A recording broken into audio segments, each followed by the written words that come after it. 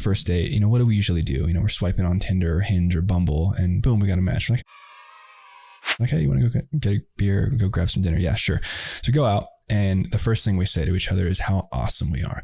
We talk about the businesses we run, the mountains we've climbed, the whatever, people we've helped, the world, whatever. We've kissed babies. We've done all this stuff, right? We're an amazing human being. We're the only unique human being that exists. Like, you should want to be with me. And we're kind of the salesperson. Not that those things are untrue or wrong. It's fine. But he's like, we should also say, this is how I'm hard to be with. These are my crazies, and if someone can tell me that legitimately, not just say, oh, my last relationship ended because I was dating a narcissist. Okay, you are probably going to be a very successful computer person. You're going to go through life thinking that girls don't like you because you're a nerd. And I want you to know from the bottom of my heart that that won't be true. It'll be because you're an asshole. Oh, interesting.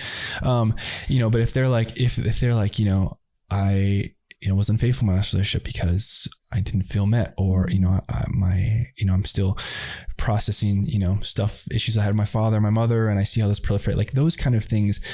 And it doesn't have to be like that in depth, but, on a base level, on a first date, I think is as a culture where we should be shifting, because I want to see who you are, and to be seen, you have to show yourself. Right. And when we go on the first 4 or 5 days, even the honeymoon phase, which was referred to as like the first 12 months of dating. I'm flying, Jack. Which is an arbitrary number, but it like, you know what I mean? It's the first year. And it's like, even then we're still kind of showing like, oh man, he or she is like, go to the gym every day, like really nice with their dogs. Like, this is a great person, and not they're not a great person, but that person, sweetheart, has a bag of shit they're not showing you, just like I do.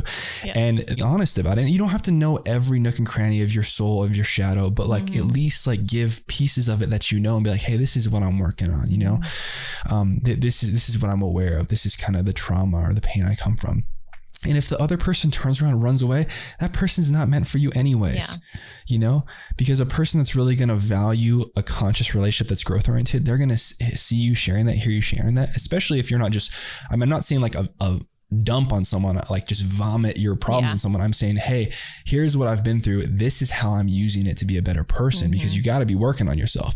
If you just know you have problems, but you ain't doing shit, that's a problem in of itself. Right. Exactly.